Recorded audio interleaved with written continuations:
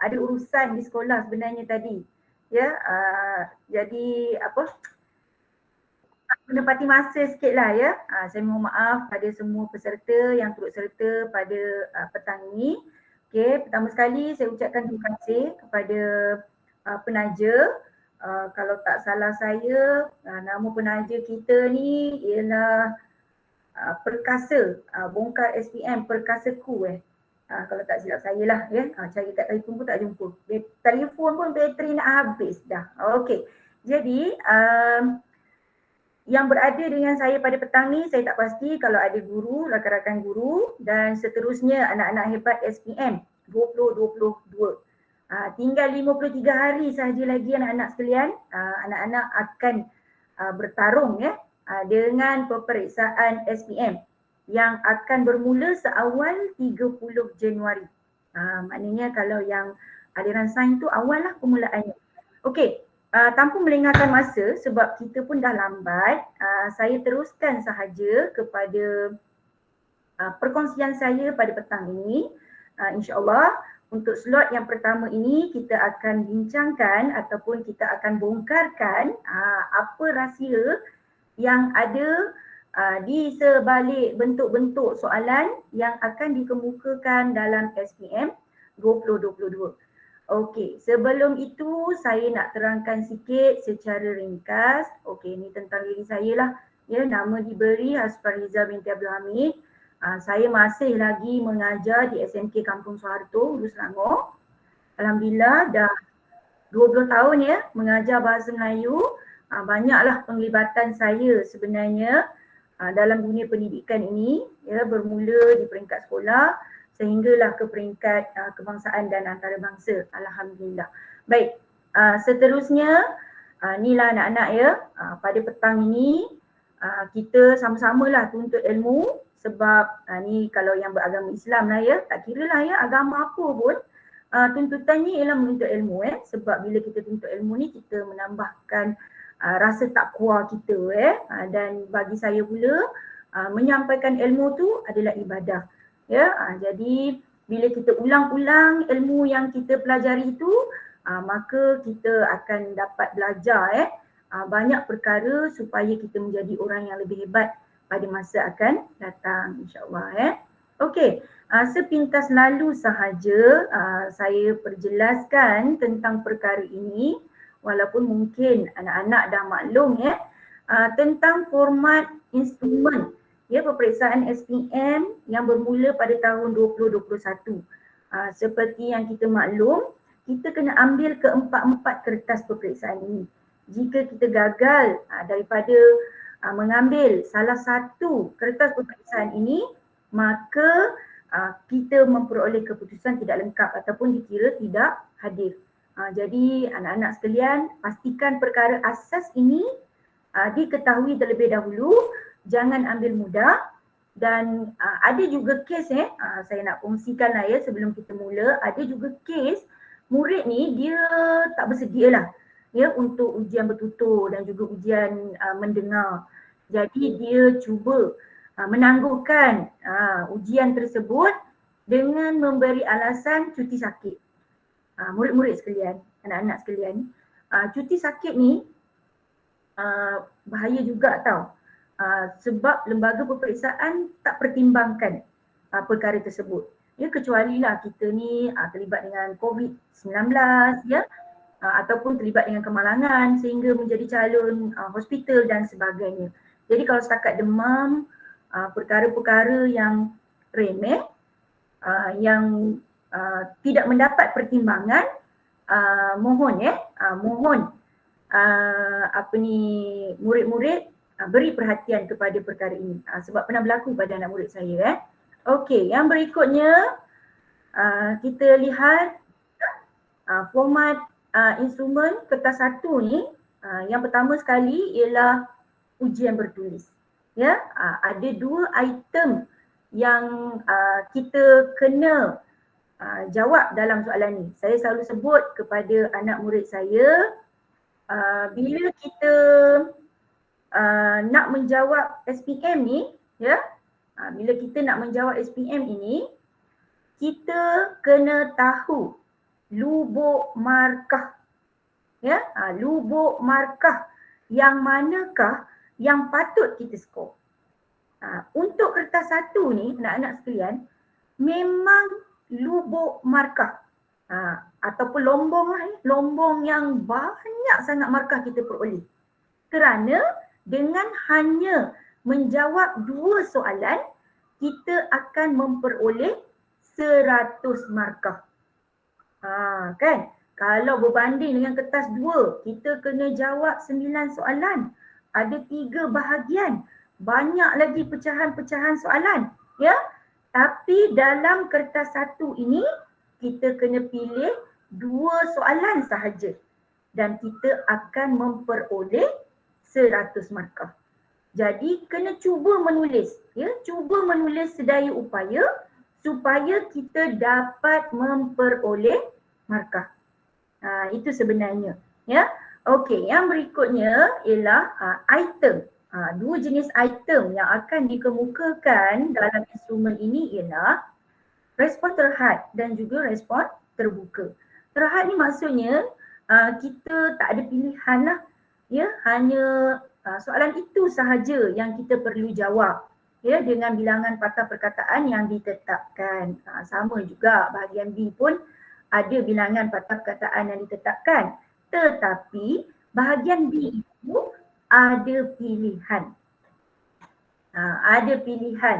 Tidaklah kita terpaksa ataupun kerana terpaksa aku relakan. Kalau tak jawab bahagian A nanti hilang 30 markah kan. Tak adalah. Ya, macam tu. 70 markah tu akan diperoleh apabila anak-anak sekalian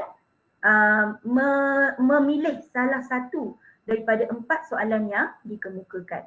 Okey, berapa markahnya? Tadi dah berulang kali saya dah sebut. Markahnya ialah 100. Berapa jam? 2 jam. Dan perang itu bermula seawal jam 8 pagi. 8 pagi kita dah mula kena pegang pen dan telah mula menulis. Mencurah ataupun melontarkan idea-idea untuk menjawab soalan-soalan yang dikemukakan. Cabaran jugalah. Ya, kalau pengalaman saya bila waktu bahasa Melayu, waktu pertama dengan waktu kedua ni, macam jam je kepala otak tu. Dengan izinlah ya, kita susah. Ya, jadi kena berlatih. Ya, kena berlatih anak-anak sekalian supaya kita ni biasa. Bukan faktor masa yang menyebabkan kita ni gagal untuk menjawab dengan baik. Okey, dalam masa 2 jam tersebut ada 4 langkah yang murid-murid ataupun anak-anak kena buat. Ya, okey, kena buat. Ni dah ada awal-awal lagi dah tanya kalau calon orang kelainan upaya dapat masa tambahan ke? Dia dapat masa tambahan. Ya, dia pun duduk bilik berasingan jangan risau. Okey. Ada 4 langkah. 4 langkah tersebut ialah anak-anak kena analisis. Kena menganalisis soalan. Yang ni jarang-jarang anak-anak buat. Kadang-kadang baca sepintas lalu sahaja. Yang ni antara kesilapan yang kerap kali anak-anak lakukan ketika menjawab soalan. Tolong buat dulu analisis. Okey, yang kedua, kena buat penilaian. Kita kena menilai. Ya, menilai bahan-bahan yang dikemukakan, stimulus yang dikemukakan, ya, yang perlu kita fahami, yang mana sepatutnya dimasukkan dalam jawapan kita. Yang ketiga ialah mengaplikasi. Maknanya maklumat daripada menganalisis dan juga menilai itu, ya, kita kena aplikasikan dalam mencipta, iaitu menulis, ya, menulis jawapan seperti yang dikehendaki oleh soalan, ya. Okey, yang calon persendirian, yang ni bergantung pada pengurusan sekolah, ya. Nanti boleh rujuklah dekat pusat anak-anak sekalian berada ataupun ditempatkan, ya. Okey, yang berikutnya kita tengok apa lagi yang saya nak fokus pada petang ni ialah okey, ini ialah tema, ya, tema yang wajib anak-anak ketahui. Sebabnya dalam SPM ini perkara asasnya ialah tema, pendekatan bertema. Semua soalan, semua bahan yang dikemukakan adalah berdasarkan tema. Tema yang ada dalam dokumen standard kurikulum dan pentaksiran ataupun buku teks. Dalam buku teks, tema tu tak dikemukakan secara jelas ataupun direct. Ya, sebab diberi dengan tajuk ataupun nama yang catchy. Supaya menarik kan. Tapi sama je sebenarnya. Okey. Seterusnya, 18 tema ini juga kita bukan sahaja gunakan untuk menjawab kertas 1, kertas 2. Malah sangat penting.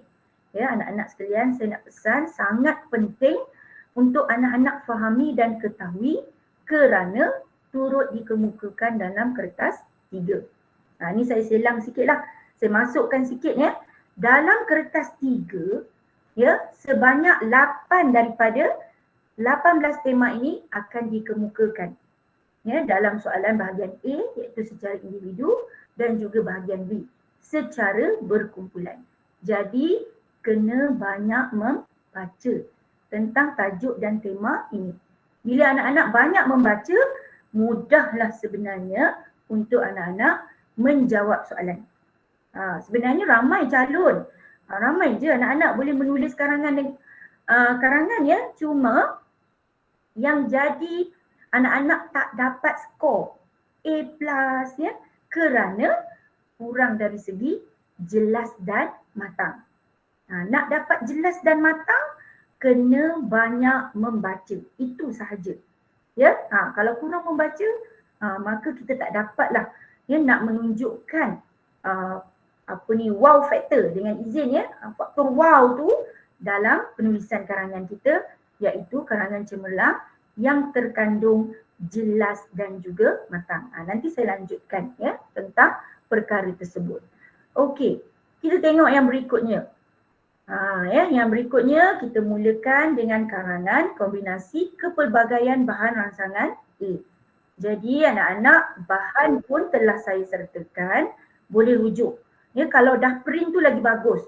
Kita boleh terus buat sambil-sambil mendengar ni kan. Okey, masa yang dicadangkan ialah 30 minit. Ya, masa yang dicadangkan ialah 30 minit. 30 minit ni bukan satu tempoh masa yang lama sebenarnya. Tetapi ramai dalam kalangan anak-anak ni memperuntukkan masa yang terlalu lama dalam bahagian A ni. Ya, mungkin leka sebab terpaksa menganalisis, ya, mengenal pasti fokus, ya, nak merancang idea, ya, nak merancang kepanjangan patah perkataan dan sebagainya. Jadi kena hati-hati. Kena rancang masa dengan sebaik-baiknya. Ya, kalau boleh paling lama 45 minit sahaja. Ya, sebab selebihnya sejam 15 minit itu kita nak peruntukkan untuk bahagian B. Ya, ada juga yang tanya, betul, cikgu, macam mana ya saya nak mengawal masa ni supaya cukup 2 jam dengan cantik kan? Kalau saya sarankan jawab dulu bahagian B. Kenapa? Sebab dalam buku jawapan kita tu ada 14 muka surat. Jadi anak-anak dah boleh rancang dah.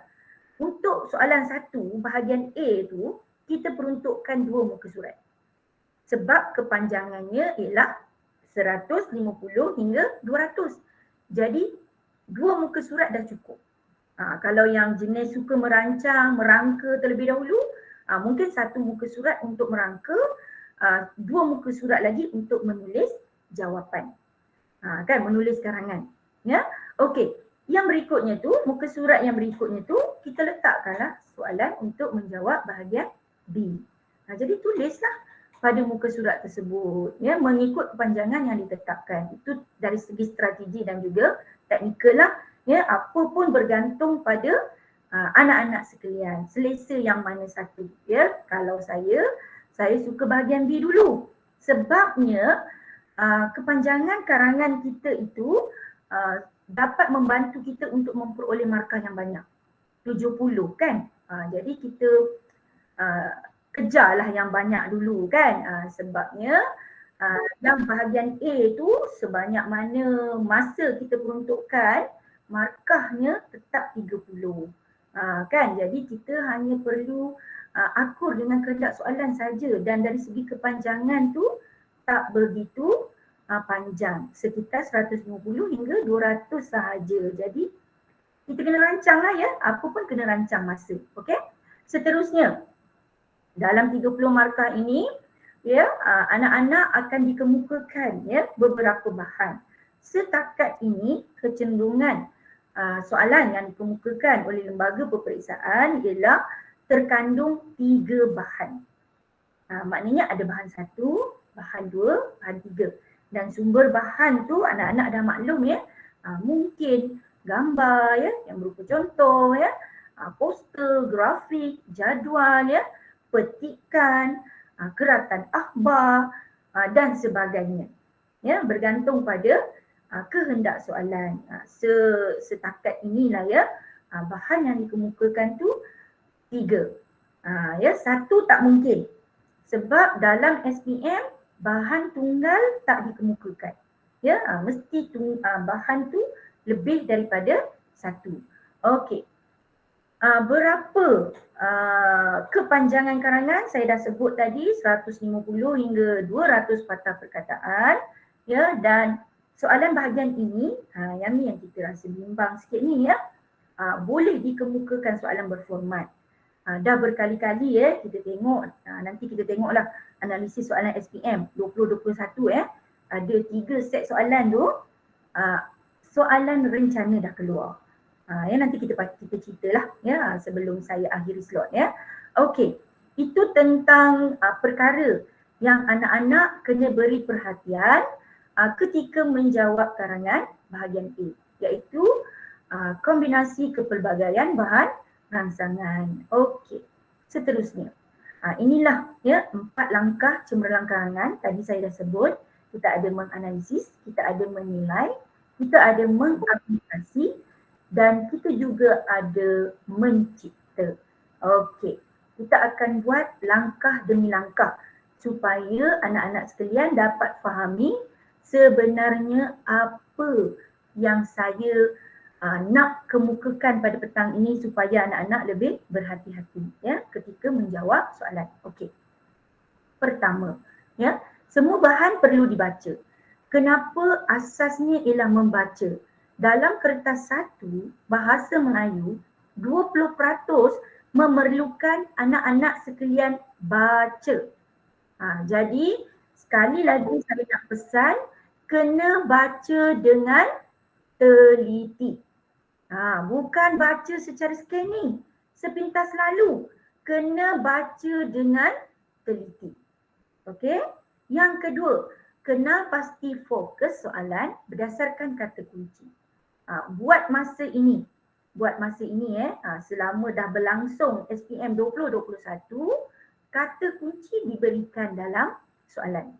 Tapi pada petang ni kita akan bincang soalan yang tak ada kata kunci supaya anak-anak boleh mengaplikasikan ya lebih mudah untuk memahami dan bagaimana sebenarnya kita nak skor bahagian ini supaya kita tak gelincir markah daripada 30/30. Jangan risau. Kalau karangan kita bagus, 30/30 tu adalah milik anak-anak sekalian. Okey. Seterusnya, semua bahan perlu digunakan. Ini ada ceritanya. Ya, saya ada pernah bersiaran ya sebelum ni dengan Maktab Tentera Diraja Sungai Besi ketika bersiaran dengan mereka macam ada sikit rasa resah lah ya sebab cikgu bahan ada 3, fokus ada 2 kan. Jadi nak menulis tu agak sukar dari segi kepanjangan. Takkanlah nak tulis karangan yang mengandungi 5 perenggan. Boleh, tak salah pun kalau nak tulis 5 perenggan. Ya, tapi biarlah rahsia dulu. Saya nak anak-anak sekalian tunggu sampai saya habis slot. Ya, apa sebenar ceritanya? Ya, biarlah rahsia dulu. Kata Siti Haliza. Okey, tak boleh pilih-pilih. Maknanya daripada 3 bahan tu, bahan 1 kita kena ambil, bahan 2 kita kena ambil, bahan 3 kita kena ambil. Umpamanya kita dah ada nasi kosong, sepinggan nasi kosong. Ya, bila ada sepinggan nasi kosong, kita ada 3 jenis lauk di depan mata. Kita tak boleh pilih lauk itu mengikut kegemaran kita. Kan? Apa pun berlaku, kita kena ambil ketiga-tiga lauk itu, masukkan dalam pikiran kita. Itu secara mudahnya. Ya, ataupun secara analoginya lah. Ya, okey. Yang berikutnya, murid perlu menganalisis isi berdasarkan bahan. Okey, jom kita tengok apa sebenarnya yang ada dalam langkah 1 ini, iaitu menganalisis.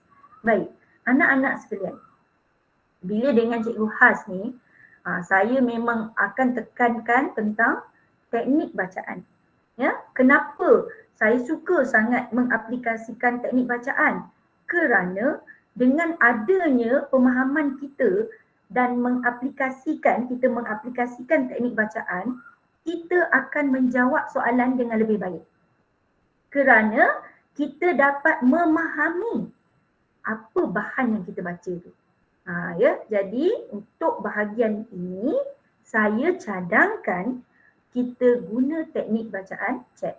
Kalau anak-anak sekalian nak guna bacaan yang lain pun boleh. Tapi macam agak sukar lah ya, memerlukan banyak masa. Tapi kalau teknik bacaan chat ni, kita hanya perlu gunakan circle, iaitu bulat ya. Kita boleh highlight ataupun kita serlahkan ya maklumat yang kita baca tu dengan garisan ya. Kita boleh letak simbol S3. Ya, transfer dan juga teacher tu kalau kat dalam kelas. Ya, kalau kat dalam dewan peperiksaan, transfer tu lebih kepada kerangka karangan. Jadi aplikasikan teknik ini. Memang sangat mudah dan sangat membantu anak-anak untuk menganalisis kehendak soalan dengan cekap ya, dan menjawab soalan. Itu yang paling penting. Okey. Yang ni, yang kedua. Ya, saya rasa dalam tempoh tak sampai 2 bulan ni, 53 hari saja lagi menjelang SPM ni, rata-rata anak-anak sekalian dah hafal, dah faham dah cara nak guna roda fokus. Roda fokus ni sebenarnya agak popular lah pada tahun 2021 kerana diperkenalkan melalui ataupun dalam modul Yapin. Ya, jadi roda fokus ni anak-anak kena faham apa perkataan sinonim, ya, kata kunci sinonim yang kita boleh cam, ya, yang kita boleh aplikasikan ketika membaca soalan. Contohlah dekat sini kan, kesan sama dengan impak, sama dengan implikasi, sama dengan manfaat, sama dengan kepentingan. Kita hafal, kita sebut sehingga kita faham dan kita tahu untuk menggunakan roda fokus ini ketika menjawab soalan. Kalau saya dengan anak murid saya suka mereka tasmik. Kan kita ambil istilah tasmik tu. Tasmik tu maksudnya kita dengan kawan kita. Kita sebut semua kata kunci yang ada dalam roda fokus ni, kawan kita dengar. Kan? Kawan kita dengar sambil dia semak lah dalam putaran roda fokus tu kan.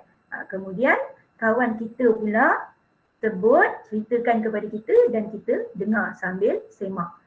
Betul ke tak betul apa yang dikemukakan dalam roda fokus tersebut. Kena buat anak-anak. Belajar ni jadikan sesuatu yang menyeronokkan. Jangan menyukarkan. Bila menyeronokkan ni, kita jadi teruja lah ya, nak mengulang kaji pelajaran. Yang ni asas. Kena tahu ya. Okey, yang berikutnya ialah soalan lah.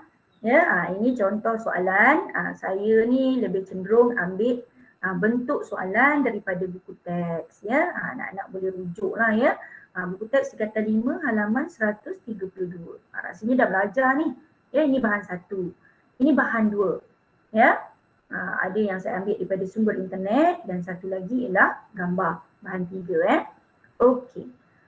Kenapa saya tunjukkan ini? Apa berkaitannya cikgu? Okey, anak-anak sekalian. Ya.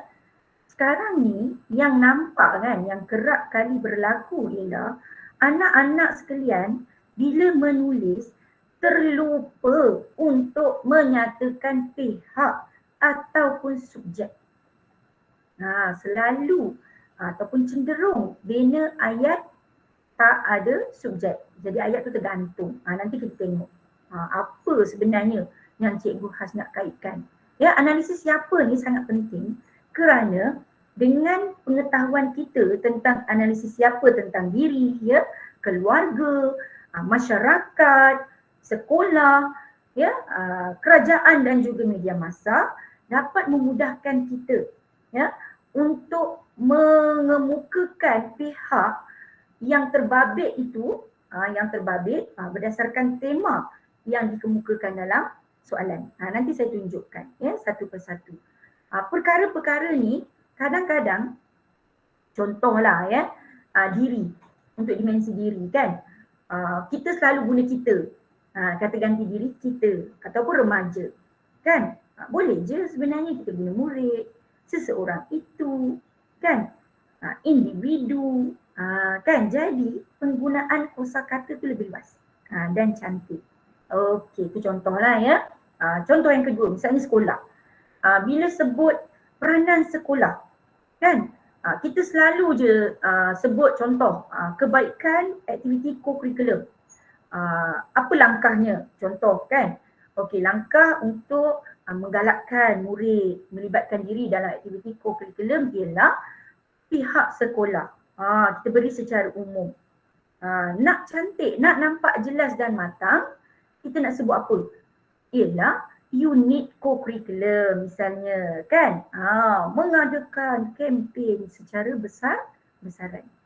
Tu barulah nampak ada wow factor dekat situ. Ya, kita tak beri secara umum. Tu secara ringkas lah, ya, gambaran awal tentang analisis siapa yang anak-anak kena fahami, ya. Okey, yang berikutnya. Baik. Ya. Nak tanya sikit boleh tak? Boleh. Silakan. Kan tadi cikgu ada tunjuk pasal teknik dikemasing tambah mm tu kan? Ya, betul. Teknik tu kita boleh guna ke untuk kertas 2 petikan umum, soalan petikan umum? Semua boleh guna. Nak jawab kertas 3 pun boleh guna sebenarnya. Sangat-sangat bermanfaat. Kita bukan hadkan dalam kertas 1 sahaja. Bagus soalan awak ni. Ya. Terima kasih cikgu. Okey, seterusnya kita tengok apa yang ada dalam slide saya. Okey, yang pertama kalau anak-anak lihat di sini, kita lebih kepada penerangan ni pada petang ni sebab tu saya dah macam dah tanda siap-siap lah. Ya, bila dah baca tu, ya, baca tu anak-anak sekalian, terus serlahkan ataupun highlight ataupun garis, ya, apa sebenarnya kehendak soalan. Yang saya merahkan ini ialah tajuk ataupun tema, iaitu kepupusan hidupan liar. Okey. Kemudian dalam bahan 1, saya selalu ajar anak murid saya, ya, didik hibur sikitlah, sebab mengaplikasikan teknik bacaan chat kan. Okey, bulat 1 bulat apa? Saya tanya kan. Bulat 1 bulat apa? Okey, dia akan sebut bulat penanda wacana. Bulat 2 bulat apa? Bulat kata bantu. Dia akan jawab kan. Bulat 3 bulat apa? Bulat apa ni? Kata kunci dan sebagainya. Jadi setiap kali kat dalam kelas itulah aktiviti yang selalu saya buat, saya sebut, saya ulang supaya anak murid saya faham, ya, dapat menganalisis kehendak soalan tu dengan baik. Okey, contoh di sini, ya, yang saya bulatkan ialah pembakaran hutan, pembalakan haram, ya, pencemaran alam kan. Jadi dekat sini kita tertanya-tanya, siapa sebenarnya yang melakukan pembakaran hutan? Siapa agaknya yang terlibat dalam pembalakan haram? Kita juga tertanya-tanya siapa yang terlibat daripada dalam masalah pencemaran alam. Jadi kita analisislah, ya.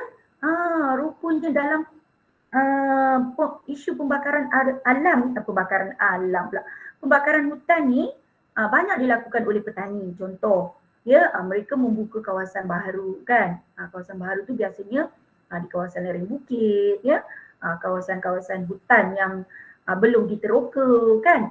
Jadi banyak berlakunya pembakaran secara terbuka. Boleh juga kalau kita nak letak kepada pemaju perumahan dan sebagainya. Itu semua bergantung pada pemahaman anak-anak berdasarkan analisis siapa tadi tu. Ya, dikemaskan tadi tu.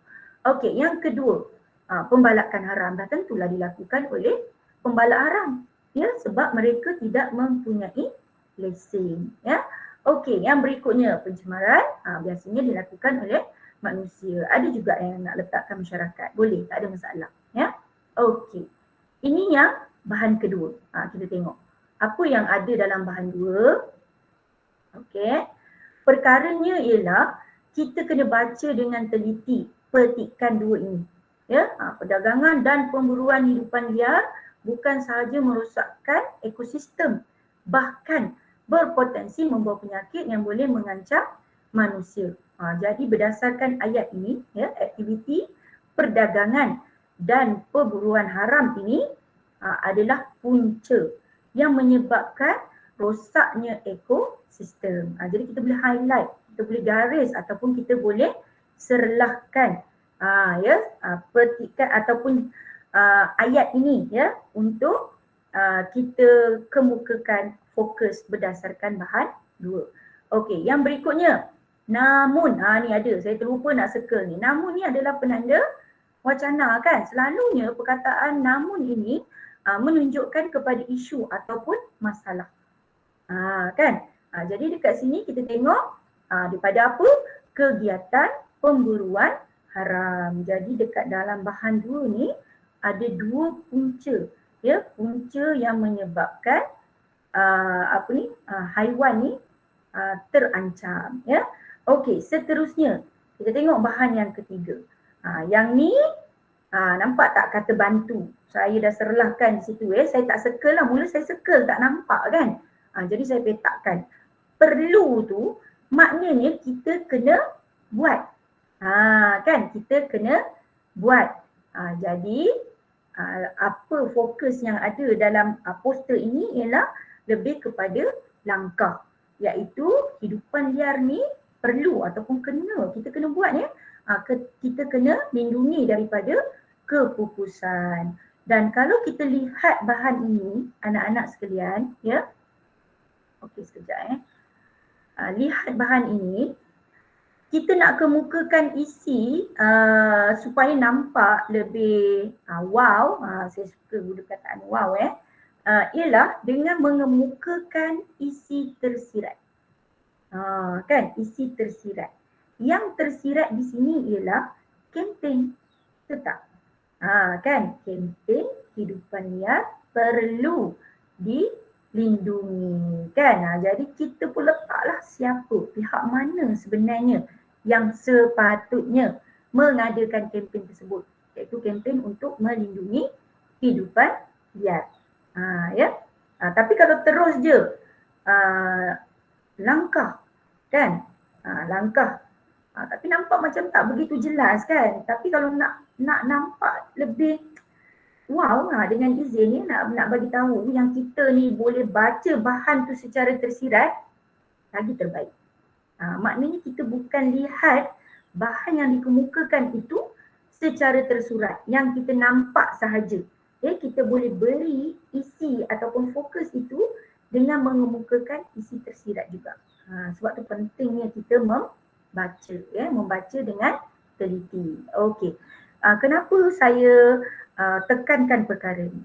Kalau anak-anak sekalian perasan soalan tahun lepas, SPM tahun lepas, untuk sesi 1 kan, yang dikemukakan dalam jadual itu ialah bilangan pingat yang diperoleh Malaysia dalam sukan SEA. Okey, ada bilangan emas, bilangan perak, bilangan gangsa. Memang kita menang keseluruhan lah ya untuk sukan SEA tersebut. Ramai calon hanya memindahkan maklumat dengan apa? Memasukkan bilangan pingat yang dimenangi oleh Malaysia. Jarang jumpa calon yang mengemukakan secara tersirat. Okay, saya nak tanya anak-anak sekalian, boleh respon dekat ruangan chat tu bila kita menang banyak pingat, apa manfaat ataupun apa kebaikannya kepada negara kita? Meningkatkan imej negara. Ya, menaikkan imej negara. Yang tu yang kita kena angkat sebagai ayat topik ataupun isi. Jadi anak-anak sekalian, kena analisis bahan itu supaya kita boleh nampak seperti mana yang saya contohkan ini. Ya, faham ya? Okey, yang berikutnya. Okey, baguslah anak-anak petang ni aktif saya suka kalau ada yang buka mikrofon macam ni. Takut tertidur je kan. Okey, yang ni kebiasaan di dalam kelas lah ya. Saya rasa semua cikgu mengamalkan perkara ini ya.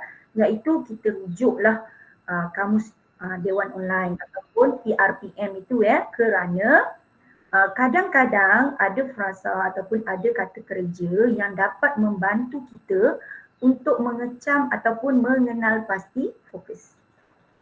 Contoh, kalau memajukan. Memajukan fokusnya apa? Memajukan, lebih kepada fokus apa? Memajukan, lebih kepada langkah. Pandai ya, dah sebut dah kan? Okey. Ni pun ada dah respon ni. Okay, nama negara lebih terkenal dalam arena sukan kan? Okey. Digeruni kan? Tu baguslah tu. Tu adalah isi tersirat. Ya, yang lain-lain pun boleh terus respon kat situ. Saya baca insya-Allah. Ya. Okey, yang berikutnya. Ni memang saya ajarlah ya anak murid saya ataupun setiap kali saya bersiaran, saya sangat mementingkan penggunaan kamus. Sebab dengan kamus tu kita akan lebih mesra untuk memahami kehendak soalan.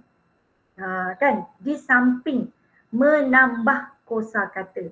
Dan yang menarik ni, cuba tengok gambar yang ketiga ni.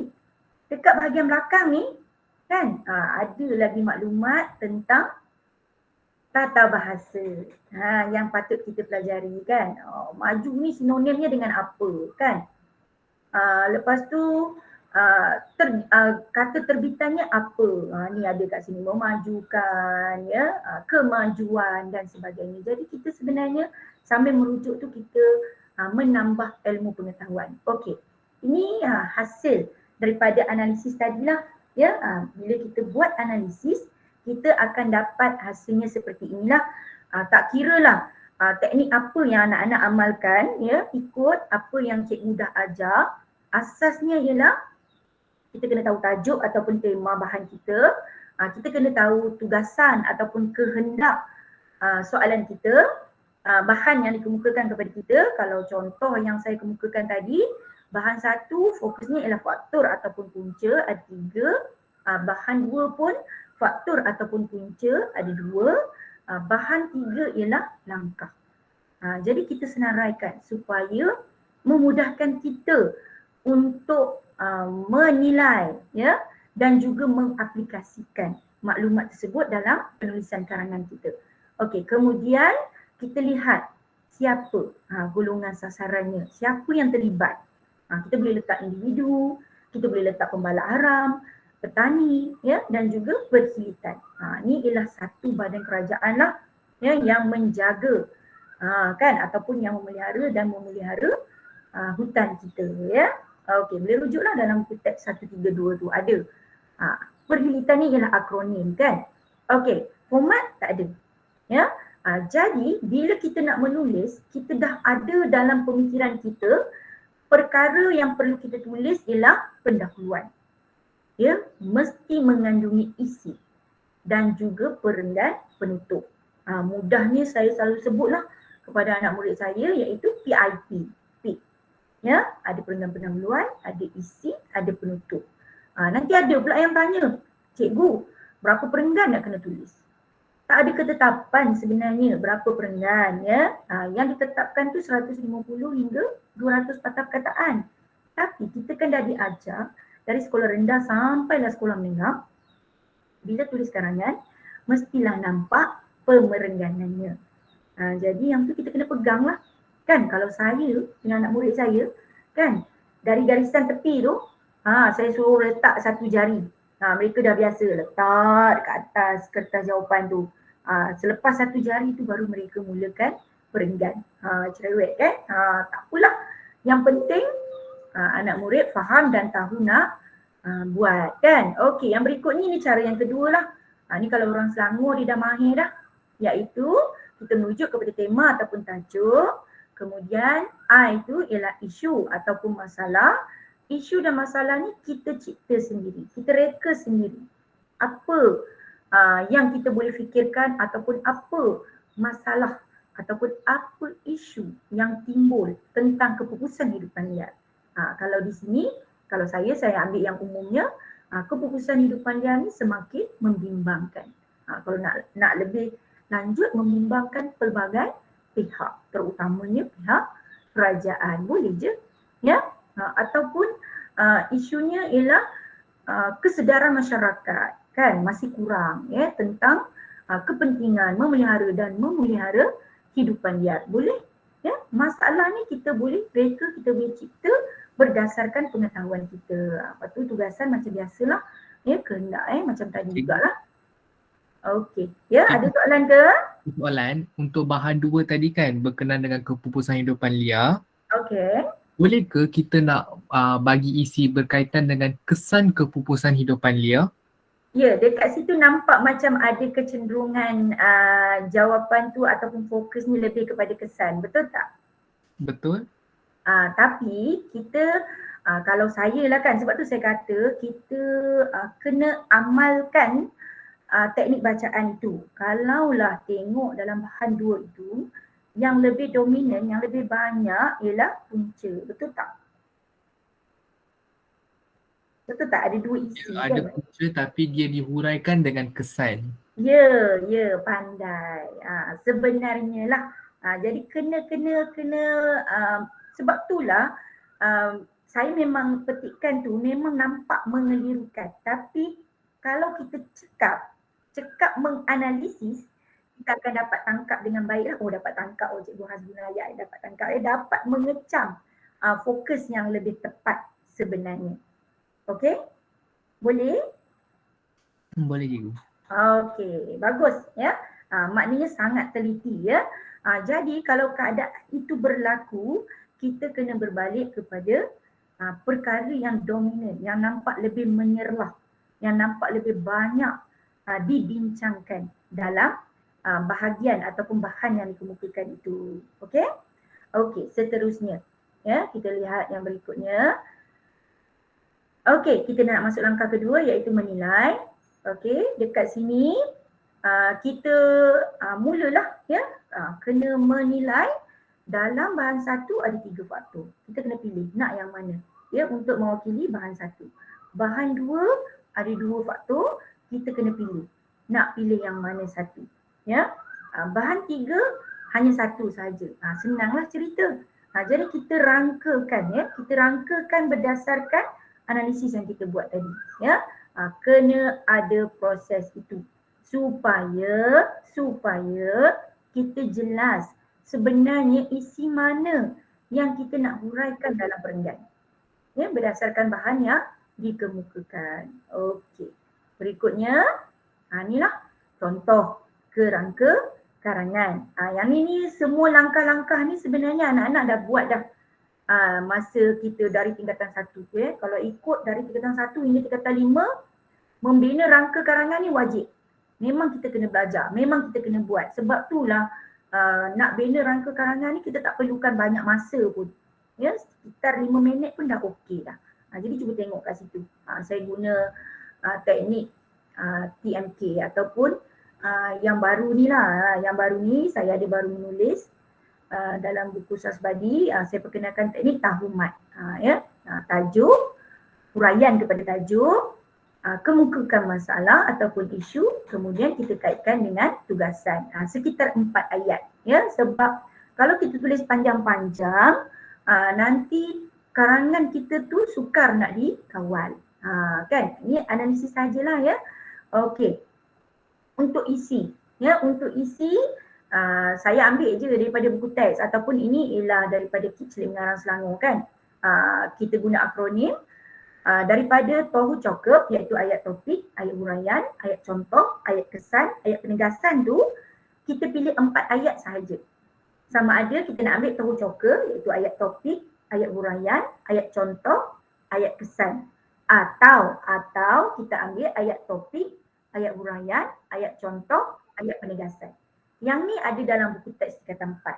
sebagai panduan. Maknanya untuk kita bina isi dengan kawalan patah perkataan, ya, saya lebih cenderung mengaplikasikan 4 ayat ini. Sebab rujukan utama lembaga peperiksaan pun ialah buku teks, ya. Okey, untuk penutup pula, saya rasa mana-mana pun nanti kalau kawan awak tanya, kita nak bina perenggan penutup rumusan pun kita boleh aplikasikan teknik ini, iaitu kecahar. Kesimpulan, dalam kesimpulan kita itu ada cadangan dan juga harapan, ya. Sebenarnya anak-anak sekalian, untuk tempoh yang singkat ini, ya, bukanlah anak-anak kena ikut apa teknik yang saya kongsi pada petang ni. Sebenarnya semua ni asas sahaja, ya. Kalau anak-anak guna imbakub ke, guna apa, teknik ICT, Sakura ke, apa sahaja yang dipelajari tu asasnya sama. Ya, sama sahaja. Ya, jadi atas kebijaksanaan anak-anak, ya, mempersembahkan ataupun mengolah penulisan karangan itu asalkan mengandungi perkara-perkara ini, ya. Okey, seterusnya. Kita tengok yang berikutnya. Okey, dah masuk langkah ketiga iaitu kita nak mengaplikasi, ya.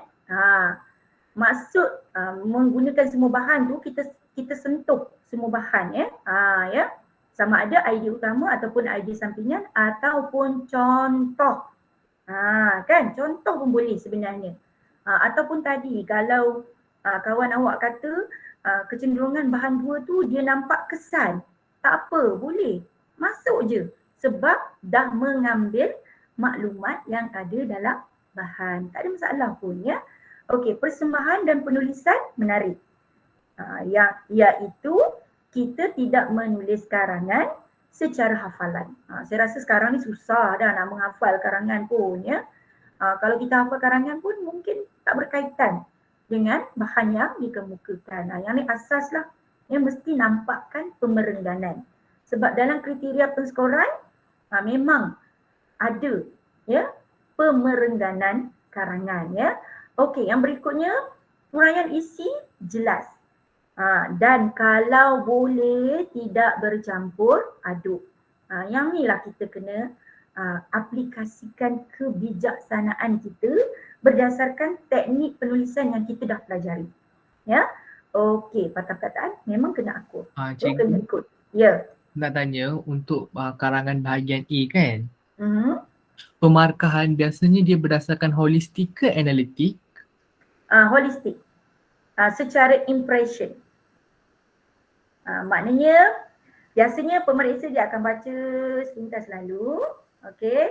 Kemudian dia akan baca secara mendalam lah, baca secara teliti, dia akan tanda, okey ni dah ambil daripada B1 contoh, ini ambil daripada B2, ini ambil daripada B3, macam tu. Ada lengkap semua tu, dia baca dan dia berilah markah kepada calon. Macam cikgu kita menanda, sama je, ya. Jadi pemarkahan tu bergantung untuk dapat tahap cemerlang ni, ya, Salvinish, ya. Kita baca tu tak ada sangkut-sangkut. Lancar aja. Kan? Lepas tu ada pertautan, ada koheren. Maksudnya antara ayat demi ayat tu cantik olahannya. Saya contohkan macam ni lah. Saya selalu bagi ni. Ceritanya tentang mimpi. Ya, okey, saya nak jumpa kawan saya. Saya nak ceritakan tentang mimpi saya. Jadi saya pun bagi tahulah dekat kawan saya. Secara lisan lah, ya, tapi nak bagi tahu contoh perkaitannya tu. Weh, semalam aku mimpi. Kan? Kawan kita akan tanya apa? Kau mimpi apa? Maknanya dia ambil tajuk. Tajuk yang saya sebut tadi tu, mimpi, kan? Saya akan jawab balik apa? Aku mimpi jumpa ular.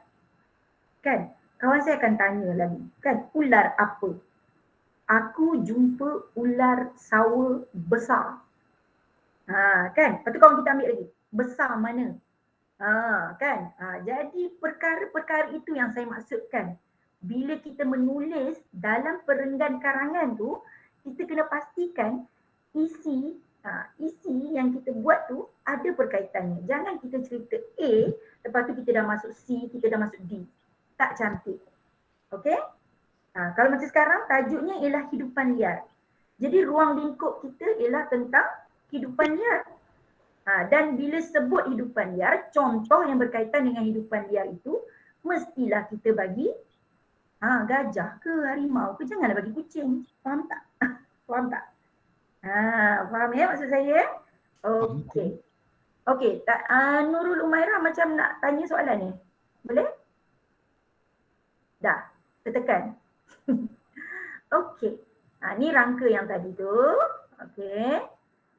Ini contoh. Contoh daripada teknik yang saya perkenalkan tadi tu lah ya. Kalau guna TIK, yang Selangor punya, Kicilap Mengenal Selangor tu, contoh ayat tema kat sini. Pada era globalisasi ini, hidupan liar amat penting dalam ekosistem alam. Ayat mudah sahaja ayat tema ni kan. Kalau nak bagi huraian pun boleh. Ya, tambahlah H dekat situ kan. Tapi saya buat 3 ayat ni sahaja ya. Untuk asas lah. Ya, kalau yang banyak pengetahuan dia boleh tambah bilangan ayat tu ya. Isunya apa? Kepupusan hidupan liar semakin membimbangkan pelbagai pihak seperti pergilitan. Sebab saya ada pengetahuan tentang hidupan liar, maka saya nyatakan pihak tu secara jelas dalam perenggan pendahuluan saya. Dan bila nak menunjukkan ini adalah isu ataupun masalah, saya aplikasikan penanda wacana namun. Kan?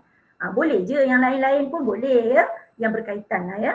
Okey, kehendak soalan, saya guna teknik penyoalan. Apa soalannya? Apakah faktor kepupusan hidupan liar dan langkah mengatasinya ya. Nak lagi cantik, nak lagi bagus, kita letak dan langkah mengatasi kepupusan hidupan liar. Ulang balik, tajuk pun tak apa anak-anak. Ya, sebab ini adalah langkah yang selamat. Ya, okey. Jadi contoh dekat bawah tu. Ada dah contoh perenggan yang saya gabungkan. Pada era globalisasi ini, hidupan liar amat penting dalam ekosistem alam. Namun, kepupusan hidupan liar semakin membimbangkan pelbagai pihak seperti pergilitan. Persoalannya, apakah faktor kepupusan hidupan liar dan langkah mengatasinya? Kan mudah je. Kalau kita dah mahir sebenarnya mudah sangat. Ya? Dan saya selalu sebut pada anak murid saya ni, kalau siapa boleh faham lah perkaitannya, saya sebenarnya selalu sebut bila kita dah buat perenggan pendahuluan, sebenarnya kita dah boleh buat perenggan penutup dengan mudah. Cuba tengok ayat tema dengan ayat kesimpulan. Okey. Saya ada merahkan perkataan, ya. Cikgu, kalau ayat pendahuluan tu lebih daripada 3 ayat, boleh kan cikgu? Boleh. Tadi saya sebutkan boleh tambah huraian. Maksudnya kat sini kan. Pada era globalisasi ini yang paling ringkas tau. Yang umum. Faham tak?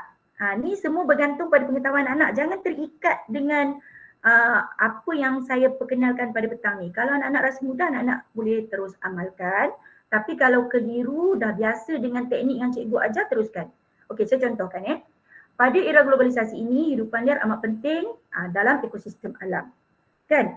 Hal ini dikatakan demikian kerana kita jawab kan, ekosistem memainkan peranan bla bla bla bla, kita cerita. Namun kita masuklah ayat isu kan, mana kita masukkan ayat persoalan. Boleh 4 ayat, lagi cantik sebenarnya. Sebabnya anak-anak akan dapat jelas dan matang, terbaik. Okey? Ataupun ini kreativiti tau. Asas saja. Pada era globalisasi ini, hidupan liar sampai habis ayatnya. Namun, kepupusan hidupan liar ayat kedua, hal ini dikatakan demikian. Kita hurai ayat isu. Boleh? Tak ada masalah. Kemudian kita masukkan ayat kehendak. Yang ni saya bagi yang paling asas. Faham ya? Okey. Sekarang ni penutup.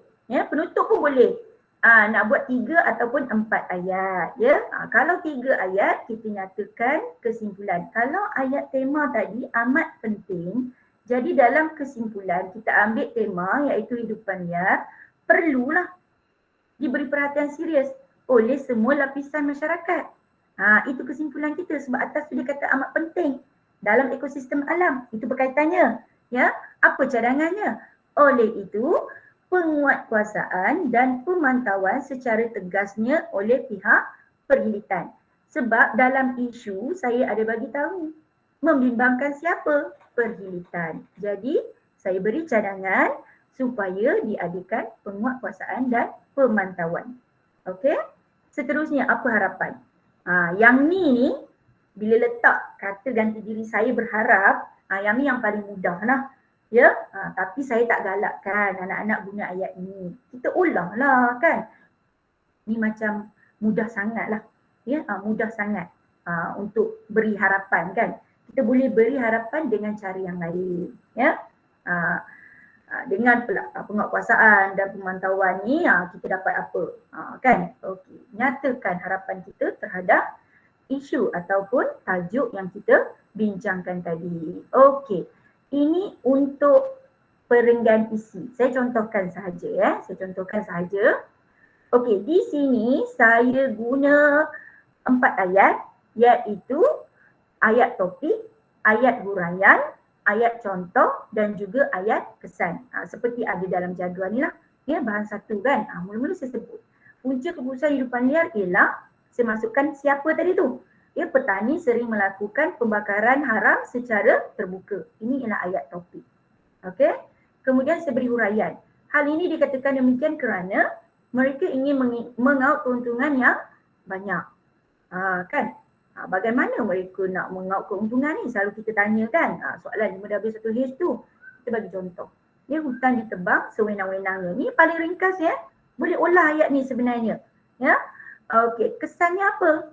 Haiwan liar semakin terancam akibat daripada perubahan cuaca dunia. Kan? Jadi kita memanfaatkan maklumat yang ada dalam bahan dengan mengolah maklumat itu menjadi lebih kuat. Yang ni atas kreativiti. Ini contoh sahaja. Jadi bila digabungkan hasilnya seperti ini. Ya.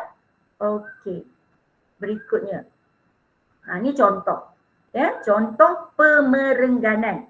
Okey, tadi masa awal-awal tadi saya dah sebut, ya, berapa perenggan sebenarnya untuk kita menulis karangan bahagian A ni. Okey, pada saya secara peribadi, saya lebih suka anak-anak menulis perenggan ini sekitar 4 perenggan dengan mengemukakan 2 isi. Ya, tak kiralah berapa bahan yang dikemukakan. Kenapa? Kerana isi yang kita kemukakan itu dapat dihuraikan dengan lebih baik, dengan lebih jelas dan matang. Kalaulah kita buat contoh macam ni okey, macam ni. Ni dia. Okey. Macam ni kan, maknanya kita ada 3 perenggan. Okey, 3 perenggan. Perenggan kita tu jadi macam kita sentuh di permukaan sahaja. Kita tak dapat nak kemukakan dengan lebih mendalam, dengan lebih jelas. Itu maksud saya. Jadi, ni cadangan saya lah ya. Apa pun bergantung pada kebolehan dan kemampuan anak-anak.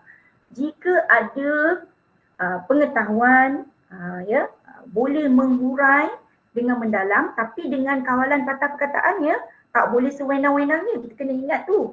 Ya. Buat seperti yang saya tunjukkan ni. Okey. Perenggan pendahuluan macam biasa. Perenggan isi kita ambil daripada bahan satu, ya. Perenggan yang kedua isi, ya, perenggan ketiga iaitu daripada bahan dua, iaitu punca, dan bahan yang ketiga itu kita boleh jadikan dalam kesimpulan, iaitu lebih kepada cadangan. Kalau fokusnya ialah langkah. Sama jugalah situasinya. Kalau anak-anak nak manfaatkan bahan satu dalam perenggan pendahuluan, boleh ke boleh? Boleh tak? Saya rasa boleh cikgu. Ya, bukan rasa boleh, memang boleh. Ya, memang boleh. Tak ada masalah pun. Kita nak cerita faktor, kan? Faktor kepupusan hidupan liar dalam perenggan pendahuluan boleh? Manusia kini bersikap bagai enau dalam belukar, melepaskan pucuk masing-masing, ya, dengan melakukan pemburuan haram, kan? Boleh tak? Boleh sebenarnya, tak ada masalah. Yang penting maklumat daripada ketiga-tiga bahan itu ada dalam pemerengganan pendahuluan isi dan juga penutup. Itu yang penting. Sebab tu saya kata kita kena ada ilmu. Kan kebijaksanaan kita menilai dan mengaplikasikan maklumat yang kita peroleh daripada bahan yang kita analisis tadi. Kan? Selesailah. Boleh kita boleh cek, okey B1 dah ada dekat perenggan pendahuluan, B2 perenggan isi, B3 ada dalam perenggan ketiga isi, B yang lain tu kalau nak masukkan boleh je dalam perenggan kesimpulan. Ya. Jadi itu semua bergantung pada kebijaksanaan anak-anak, ya, membaca, memahami, menilai, mengaplikasi dan barulah boleh menulis karangan dengan sebaiknya. Ya. Okey. Kita tengok yang berikutnya. Wah, sekejap je dah 4 lebih dah ya. Okey. Ni yang tadilah saya tunjuk tu, kalau kata rasa macam berat, keliru kan, susah, boleh buat 5 perenggan, tak ada masalah ya. 4 atau 5 perenggan tak ada masalah, boleh. Asalkan patah perkataan tak lebih 200 ya. Okey. Ni soalan contoh. Yang lain lah ya. Ni pun saya ambil daripada buku teks ya. Dan juga daripada Modi Yakim lah sebab saya salah seorang penulisnya. Okey. Ni diberi secara umum. Maknanya kita kena cari fokus. Industri ikan hiasan ni apa fokusnya ya. Yang ni contoh. Ada satu lagi. Yang ni yang biasa dikemukakan oleh lembaga peperiksaan, iaitu menyatakan fokus dengan jelas. Saya rasa kecenderungan soalan pun lebih kepada menyatakan fokus sebab kita tak ada banyak masa kan. Yang saya tunjukkan tadi tu lebih kepada latihan. Sebab bila kita banyak melatih diri kita untuk mengenal pasti, menganalisis fokus, kita nak jawab rumusan tu mudah sangat sebenarnya. Ya, seperti yang kawan awak tanya tadi lah. Ya. Okey. Ini contoh jawapan. Ya. Tengok dari segi kepanjangan tu. Nampak seimbang, iaitu setiap perenggan terdiri daripada 4 ayat. Jadi kalau perkara-perkara ini kita dapat kemukakan kepada pemeriksa, maka anak-anak memang dengan mudahnya lah. Ya. Dengan mudahnya dapat memperoleh markah yang tinggi dalam bahagian A ini. Ya. Okey. Ini perkataan yang dikira sebagai satu perkataan. Ya. Jangan risau, contohlah yang selalu menjadi pertikaian ialah penanda wacana huraian kan. Hal ini dikatakan demikian kerana kira 1 ke kira 5? Satu patah perkataan ke kira 5? Boleh respon? 1. Ya, 1 sahaja. Jadi jangan takutlah untuk menggunakan ya. Kalau nak masukkan pantun, boleh. Contoh macam hidupan liar tadi kan. Katalah ada berkaitan tentang alam sekitar. Nak masukkan lagu hijau, boleh tak? Boleh sebenarnya. Sebab satu rangkap lagu hijau tu dikira satu patah perkataan sahaja. Tak ada masalah. Ya, tapi macam buang masa pula kan, macam nak fikir pula, nak kena nyanyi-nyanyi pula bermonolog sendirian kan. Betul ke tak betul lirik lagu ni kan. Kita buat yang mudah saja ya. Jangan menyusahkan dirilah sebab markahnya hanya 30 sahaja ya. Okey. Setakat ni ada soalan nak tanya untuk bahagian A sebelum saya beralih ke bahagian B. Jelas ke penerangan saya ataupun ada apa-apa yang anak-anak nak tanya? Cikgu saya tanya. Okey, sila. Untuk karangan bahagian A kan, adalah yang keluar tu surat kiriman rasmi. Ada. Dan end of the day, hujung sekali tu kita kena sign kan, kita kena sign dan tekan gelaran semua tu kan. Okay, macam yang jawatan semua syurga kata kita boleh kira 1 kan. Macam mana dengan tanda tangan sama je, sekali je, 1 je. Tanda tangan tu saya tak pasti dikira, tapi dikira macam perkara yang tak diambil kira dengan serius lah. Jadi awak jangan risau setakat 1, 2 tu dia tak ada penalti awak lah. Lebih kepada budi bicara. Dan Sebenarnya lah kan, kalau surat kiriman rasmi ni sebenarnya auto lah kan. Auto kita ni boleh kawal patah perkataan, betul tak? Memang betul. Kan sama juga kita jawab email kan, ataupun kita nak buat resume ke, melainkan laporan. Kalau laporan tu agak payah jugalah nak kawal patah perkataan sebab kita biasa menulis dalam bahagian B, kan. Tapi saya nampaklah kecenderungannya berdasarkan soalan percubaan SPM ni banyak dikemukakan surat kiriman rasmi, kan, betul tak? Ya, negeri saya pun surat kiriman rasmi juga. Ya, jadi mungkinlah. Dan sebenarnya, banyak guna dan sebenarnya lah petang ni. Okey, kalaulah ada kemampuan, cuba jawab semua soalan percubaan SPM seluruh Malaysia. Dia bukan kita nak jawab macam jawab peperiksaan tu, tak, bukan begitu maksud saya. Kita kena bijak. Okey, saya petuakan ya. Nak bagi supaya anak-anak ni semangat. Okey, kita boleh rujuk jawapan. Sebenarnya, ya, tapi kita pindahkan jawapan tu dengan teknik menjawab yang betul. Jadi macam masa kita untuk mengulang kaji atau nak memahami kehendak soalan tu jadi lebih mudah lah. Yang ni kehendak soalannya ini. Isinya, huraiannya tentang apa. Kita rancang ya masa tu. Janganlah katalah kertas 2 jam 30 minit. 2 jam 30 minit kita peruntukkan masa untuk buat. Bila nak habis? Tinggal 53 hari je lagi kan. Dia lebih kepada kita melihat contoh itu dan kita bandingkan dengan skema jawapan. Kan? Macam mana kita nak apply skema jawapan tu dengan kehendak soalan. Tekniknya lebih kepada teknik untuk masa-masa yang ada sekitar 53 hari ni lagi. Okey, tadi ada lagi yang nak tanya? Silakan. Okey, tak ada. Ya, sila. Cikgu, contohlah kalau dekat karangan A tu tak ada peribahasa, masih boleh dapat level cemerlang ke cikgu? Macam mana? Sekali lagi. Kalau contoh karangan A tu bila kita buat tak ada peribahasa lah. Awak tak masukkan peribahasa. Ya. Okey, tapi kalau awak guna perkataan yang berdarjat tinggi kan, kosakata luas, masih boleh dipertimbangkan sebenarnya.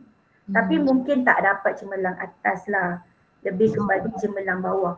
Cumalah kan, kalaulah orang kata apa dah kering sangat idea nak memasukkan peribahasa, sebab saya tahu sebagai calon SPM ni awak nak berikan jawapan yang terbaik, dan bila awak tak dapat kemukakan peribahasa yang tepat, yang sesuai mengikut konteks dan situasi tu, dia jadi macam satu beban tau, macam tak sempurna lah kita mempersembahkan jawapan. Saya faham maksud tu. Jadi anak-anak sekalian, mudah je, ambil je lah yang berutuk tu, sudah terang lagi bersuluh. Nampak tak? Kan? Ataupun cari peribahasa umum yang kita boleh aplikasikan dalam kesemua tema. Contoh, simpulan bahasa, ambil berat. Perasan tak? Simpulan bahasa, ambil berat. Ambil berat, semua tema boleh guna, betul tak? Betul cikgu. Tak susah pun. Jadi jangan jadikan itu sebagai beban. Sebenarnya kadang-kadang kita dah guna tapi kita tak tahu pun. Ya. Tapi kalaulah itu menjadi kebimbangan awak tak ada sangat idea tentang tema peribahasa yang berkaitan dengan tajuk dikemukakan dalam soalan tu, paling mudah sudah terang lagi bersuluh lah. Letaklah dekat ayat penegasan ke, tak semestinya pada peringatan kesimpulan, betul tak? Ayat penegasan pun boleh, tak ada masalah. Itu kebijaksanaan kita merancang penulisan kita. Cuma saya nak kongsikan apa yang saya buat dengan anak murid saya supaya anak-anak boleh buat persediaan lah ya. Dalam buku teks kita ni, kita buat dengan kawan lah ya, dengan kawan-kawan kita bahagikan untuk tema 1, kan, kesihatan dan kebersihan. Keluarkan apa peribahasa yang berkaitan dengan tema dan tema ni kan. Ataupun dah malas sangat nak rujuk buku teks tu, buat carian dekat Google je. Peribahasa bersih. berkaitan dengan kebersihan, dia akan keluar banyak senarai tu kan. Jadi sekarang ni semua mudah lah sebenarnya, mudah sangat-sangat. Jadi jangan risau sangat lah kan. Boleh sebenarnya. Ya. Okey. Semua di hujung jari. Ya, betul. Perkasa respon. Okey. Jangan tengok perkara-perkara yang tak penting je kat internet tu buat masa sekarang ni lah kan. Okey. Kita ada sikit masa lagi. Penganjur, saya tamat pukul berapa ya? Kena tanya dulu ni. Saya masuk lambat dia yang saya kena tanyalah. Boleh respon dekat ruangan chat tu Okey, saya teruskan perbincangan. Okey, untuk karangan bahagian B pula, yang saya kata lubuk markah dan juga lombong markah, lombong yang mengandungi biji timah, mengandungi emas yang sangat berharga kepada kita ni. Okey. Saya suka aplikasikan ini. Ya, 4 langkah untuk cemerlang dalam bahagian B ni ialah kita kena amalkan Jemalangka. Apa itu Jemalangka? Ni akronim saja saja suka-suka nak nampak menarik kan. Okey, je tu ialah jelas. Ma tu ialah matang. Ya. Lang tu bila dah ada jelas, dah ada matang dalam penulisan karangan kita, barulah kita dapat cemerlang. Dan kita kena beri kesan. Karangan kita tu mesti memberi kesan kepada pembaca ataupun pemeriksa. Jadi anak-anak sekalian, bila nak menulis perenggan karangan tu, pastikan 3 perkara ni iaitu jelas, matang, berkesan ni ada. Ada dalam pemerengganan anda. Okey, jom kita tengok apa yang perlu diberi perhatian dalam bahagian B. Okey, markahnya 70, besar masa yang dicadangkan, kalaulah kita dapat kawal masa kita 30 minit, maka kita ada masa yang sangat panjang iaitu 1 jam 30 minit. Ya, kalau kita dah peruntukkan bahagian A tu 45 minit, maka masa yang tinggal tu hanya sekitar 1 jam 15 minit ya. Okey, ada 4 soalan yang dikemukakan. Okey.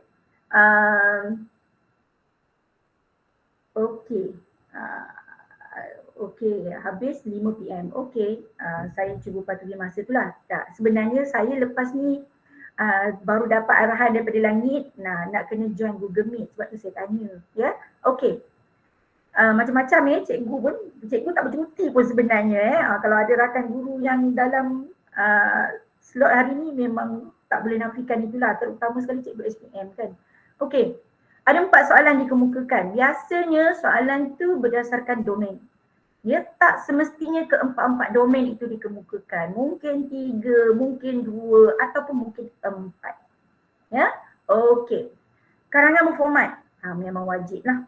Ya, akan ada sekurang-kurangnya 1. Ya. Okey. Ni semua berdasarkan domain pembelajaran. Kita tahulah kita ada domain awam, domain pendidikan, domain kerjaya satu lagi domain apa, saya dah terlupa lah. Tiba-tiba je macam hang, tak boleh nak ingat kan. Okey. Seterusnya anak-anak kena cecah 350 patah perkataan untuk dapat 1 tahap penskoran yang baik. Kalau kata tulis 350 patah perkataan, nak dapat tahap cemerlang atas iaitu antara sekitar markah 66 hingga ke 70 tu payah.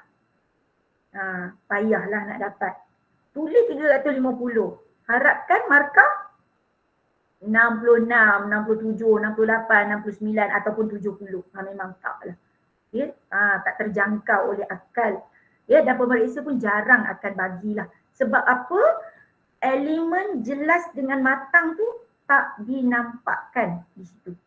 Maknanya dekat sini anak-anak ada lagi berapa ratus patah perkataan? Lebih kurang 150. Betul ke 150? Ke 250? 150 patah perkataan lagi yang tak cukup. Ya? Jadi kena tulis menghampiri 500 patah perkataan baru boleh dapat cemerlang atas. Ya? Kalau lebih, jangan lebih yang melampau. Ya, jangan lebih yang melampau. Lebih 550 patah perkataan. Wah, dibimbangilah ya. Tak dibaca oleh pemeriksa. Jadi kita cubalah 510 kan, 515 tu mungkin masih ada maaf kan, masih dipertimbangkan. Yang selebihnya tu kita akan baca. Ya, jadi kena akur. Okey. Seterusnya kita tengok apa lagi yang perlu diberi perhatian dalam karangan bahagian B ni. Okey, ni contoh soalan ya. Domain peribadi, saya terlupa nak sebut tadi tu kan. Ada domain peribadi, ada domain awam, ada domain pendidikan dan ada domain kerjaya. Ya, ni contoh 4 domain yang biasanya dikemukakan dalam soalan. Okey.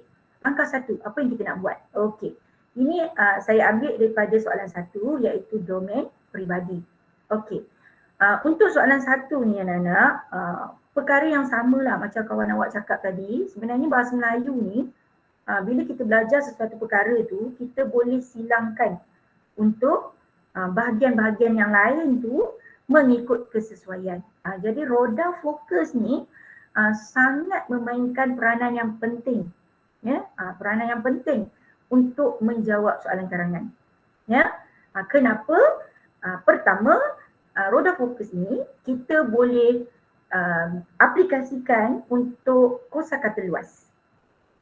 Kan contoh, soalan tanya langkah mempopularkan permainan tradisional kan. Jadi bila kita menulis, mungkin perenggan 1 kita sebut langkah. Perenggan 2 kita guna usaha. Kan? Perenggan ketiga kita guna perkataan ataupun kata kunci inisiatif. Kan maksud yang sama kan. Jadi dekat situ nampak pemerengganan karangan kita tu lebih menarik. Ya. Okey, yang ni pun sama. Kenapa kita kena faham betul-betul ini? Kerana yang saya sebut tadilah, kadang-kadang saya contohkan lah ya, yang biasa calon buatlah ya, media massa. Kan pihak media massa perlu mengadakan kempen secara besar-besaran kan. Tak menarik, tak ada jelas, tak ada matang. Ya. Sebabnya kenapa saya kata tak ada jelas dan matang itu, kerana kita kena beranggapan macam ni tau. Pemeriksa ataupun pembaca tu seolah-olah tak tahu apa itu media massa. Jadi kita nak menunjukkan jelas dan matang tu, kita boleh urai sikit. Media massa yang terdiri daripada media cetak, media elektronik dan juga media sosial. Media cetak seperti surat khabar dan poster, boleh apa kan. Media elektronik seperti televisyen, bolehlah menyiarkan iklan, dokumentari, drama ataupun filem yang berkaitan bla bla bla apa kan. Media sosial yang acap kali menjadi pilihan remaja pada hari ini kan, seperti Instagram kan. Kita sebut, kita terangkan dengan jelas ya dalam pemerengganan karangan kita tu. Jadi dekat situ pemeriksa ataupun pembaca dia akan rasa, wah, hebatnya kamu. Kan, hebatnya kamu.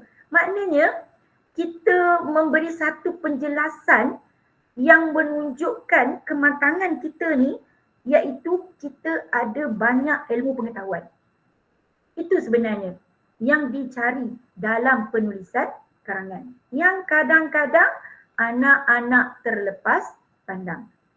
Ya, itu saya contohkanlah. Okey, ni macam biasalah kita akan analisis ya. Kan, guna je teknik, laju sangat ya. Teknik bacaan cek yang saya ajar tadi tu. Okey, kalau saya ajar anak murid saya, bila kita baca stimulus tu kan, macam mana kita nak tentukan tema ataupun tajuk, kita cari apa? Perkataan yang kerap diulang dalam petikan. Kan bila sebut perkataan yang kerap diulang dalam petikan, ada juga yang kan yang pembaris, cikgu, perkataan yang banyak diulang dalam petikan ialah perkataan yang. Geram kan? Kan cikgu dah cakap berkaitan dengan tajuk ataupun tema, carilah kan tajuk ataupun tema yang berkaitan, bukannya kita cari kata hubung yang macam tu kan. Okey. Yang berikutnya, kan kita juga boleh ni contoh perkataan mampu, kata bantu kan. Mampu. Mampu ni lebih kepada apa? Mampu ni lebih kepada apa? Fokus apa? Kata kunci apa? Yang menunjukkan apa? Mereka percaya bahawa bidang sukan mampu menjana. Kan? Mampu ni macam boleh kan?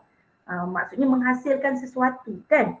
Jadi kita boleh gunakan itu sebagai penanda untuk mengecam isi ataupun perkara yang menjadi fokus dalam stimulus kita. Kalau tengok dekat sini diceritakan tentang bidang sukan. Ya, dulu sukan ni hanyalah riadah kan.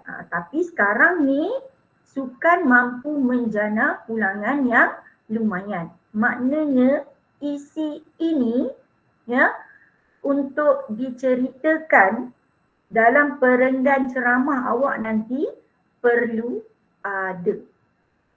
Maknanya kita perlu memanfaatkan stimulus. Faham maksud saya? Ya, kena ambil lah masukkan ini dalam pemerengganan teks ceramah anak-anak. Okey? Kita tengok pula apa yang ada dekat STEM. Kalau ini diberi peranan, siapa yang terlibat? Ya, yang terlibat dekat sini awak adalah selaku pengerusi kelab sukan dan rekreasi Kementerian Belia dan Sukan. Kena tahu peranan ini. Pergi mana? Pergi hari sukan tahunan di sebuah sekolah. Yang ni pun penting ni. Patutnya sekolah bulat juga ni. Ya. Sebab ada kadang-kadang tu calon ni terlepas pandang. Dia seronok bercerita hari sukan tahunan Tabika. Tabika tu masih lagi dalam sekolah, okey lah kan. Kawasan perumahan, memang tak kena lah. Dia dah tidak menjawab tugasan. Okey, format kita dah kena bayangkan. Kalau ceramah, apa perkara-perkara yang kita perlu masukkan dalam ceramah tersebut. Kan kita mesti ada kata-kata aluan, kita mesti ada kata penghadap, sidang hadirin yang dihormati ke kan, sebagai dan sebagainya yang berkaitan dengan format ceramah. Kena ada dalam pemikiran anak-anak. Okey. Yang berikutnya, macam biasalah, ya, kita kena buat analisis soalan. Kan? Ikutlah teknik apa pun yang anak-anak nak aplikasikan. Sebab pada saya, asas kita menganalisis soalan ni sebenarnya lebih kepada yang pertama tema ataupun tajuk. Tak kira lah teknik apa pun ya yang kita aplikasikan. Kena ada tema, kena ada tajuk. Sebab dalam KSSM pendekatan bertema sangat-sangat dipentingkan. Okey. Lepas tu kita kena ada tugasan ataupun kehendak apa soalan tu nak sebenarnya. Ya? Dan golongan sasaran siapa tu sangat-sangat penting. Ya, sangat-sangat penting supaya kita tak tulis ayat tergantung. Kejap lagi saya tunjukkan ya. Macam mana sebenarnya contoh ayat tergantung ni ya. Okey.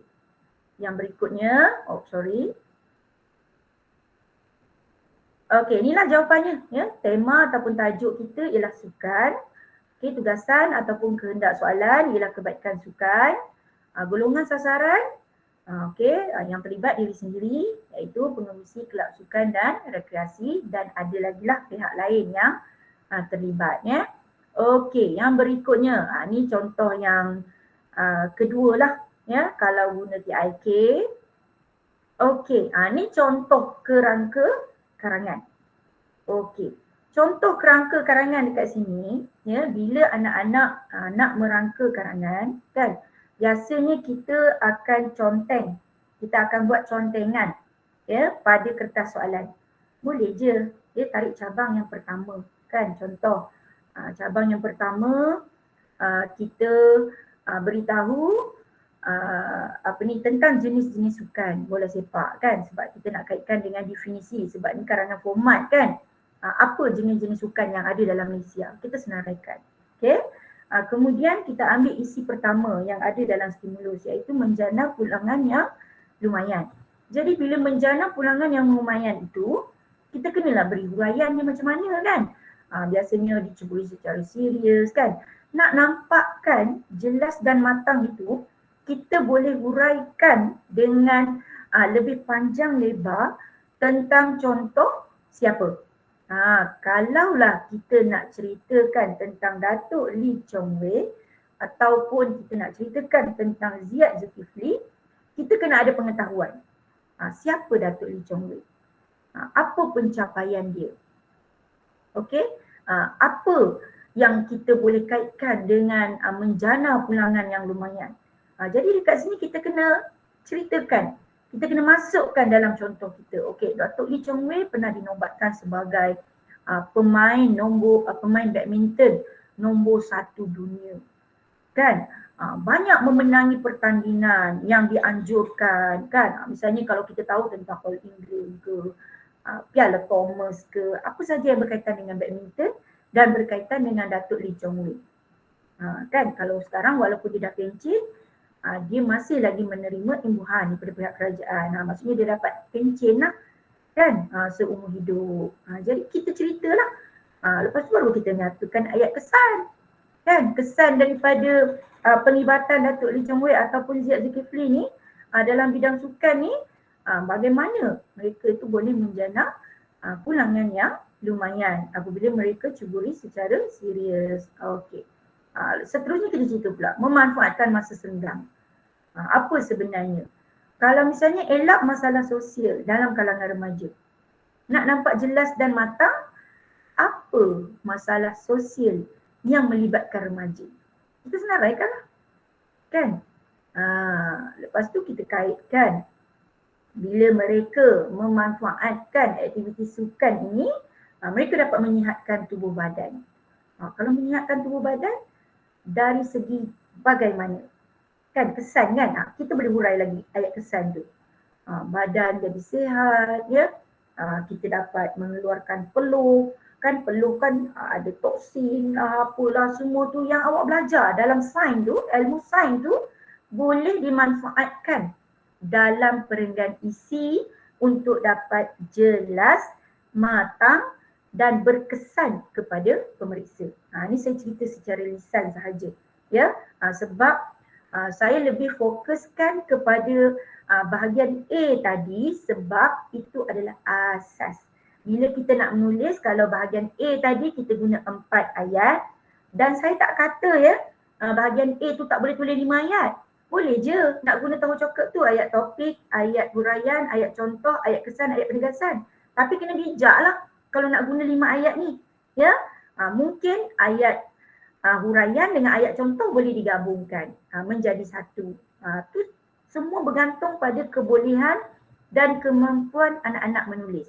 Tapi kalau bahagian ini, ayat asasnya memang ayat topik, ayat huraian, ayat contoh, ayat kesan dan juga ayat penegasan yang mana kita boleh, sekejap okey, yang ni menilai, maksudnya lebih kepada macam tadilah, kalau kita ada 4-5 isi, kita carilah isi yang sekejap tergantung tu penerangan saya tadi tu sebab saya nak tunjukkan yang ni dulu.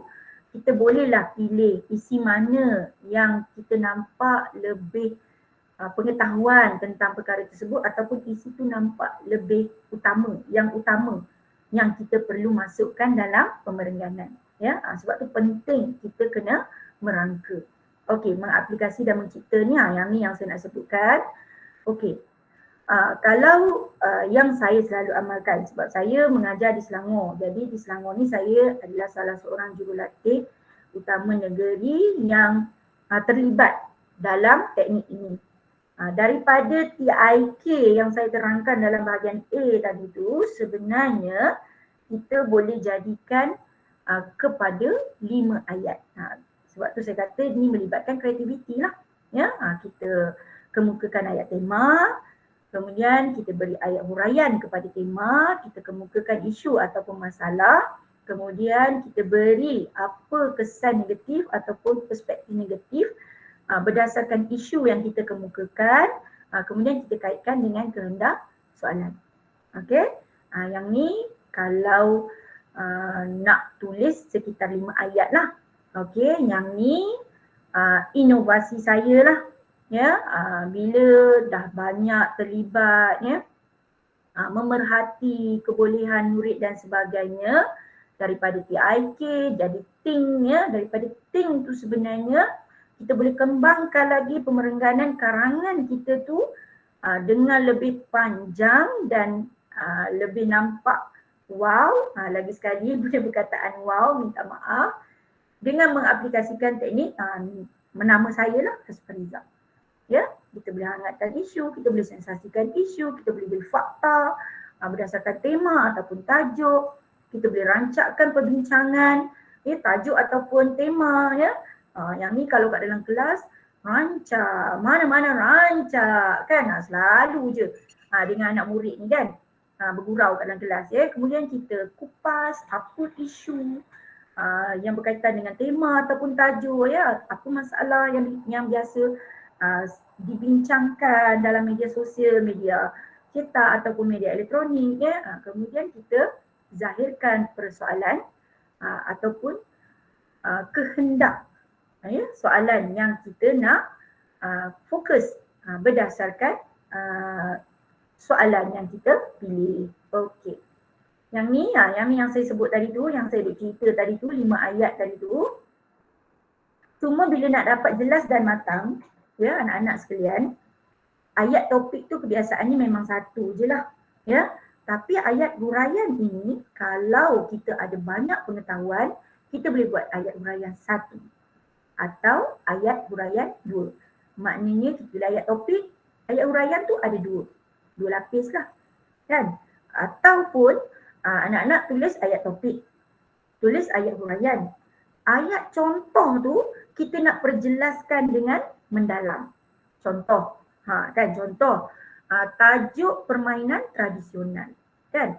Kita kata permainan tradisional yang perlu diberi perhatian lah sebab dah semakin dilupakan. Contoh galah panjang kan. Dalam contoh galah panjang tu takkanlah kita nak tulis sebagai contoh permainan tradisional yang semakin dilupakan ialah permainan galah panjang. Itu je. Kesannya terus. Macam tak best lah kan. Jadi nak nampakkan situasi jelas dan matang serta memberi kesan kepada pemeriksa tu, kita ceritalah galah panjang merupakan permainan tradisional yang dimainkan oleh remaja sekitar bla bla bla bla macam ni kan. Galah panjang memerlukan kerjasama sesama ahli pasukan untuk menghalang pemenang daripada apa semua cerita tu dekat ayat contoh kan. Lepas tu kesannya apa daripada contoh yang kita hurai tadi tu, yang panjang lebar tadi tu, kita boleh berbalik semula kepada ayat topik ataupun ayat huraian supaya ada perkaitan, tidak terkeluar daripada perbincangan. Apa kesannya? Kesannya bila remaja didedahkan dengan permainan galah panjang, mereka akan meluangkan masa untuk bermain permainan tersebut pada masa lapang kan. Lepas tu mereka mula mengenali kan, dan sebagainya lah kita cerita dalam ayat kesan ya. Kemudian ayat penegasan tu kita tutuplah dengan mengukuhkan apa yang kita bincangkan dalam pemerengganan tadi. Benarlah bahawa kan, benarlah bahawa kita pun cerita sukan mampu menjana pulangan yang lumayan sekiranya dilakukan bla bla bla bla macam tu. Okey. Jadi anak-anak sekalian, tak kiralah apa teknik yang anak-anak amalkan pada masa kini, nama sahaja yang berbeza-beza tapi hasratnya sama. Kalau saya guna tahu cokep, mungkin contoh Cikgu Nasir yang memperkenalkan Inbakub pun terdiri daripada perkara-perkara yang saya sebutkan ini juga ya. Cuma jenamanya sahaja yang berbeza. Jadi jangan kelirulah ya. Okey. Yang ni ialah untuk perenggan penutup. Okey. Boleh je nak guna kecaha tadi tu. Kalau saya dengan anak murid saya selalu gurau apa tau? kecahu-hahu. Kesimpulan, cadangan, huraian cadangan, harapan, huraian harapan. Boleh je. Kecahu-hahu. Cikgu pun dah tersasul kan? Boleh. Tapi yang ni pun sama juga.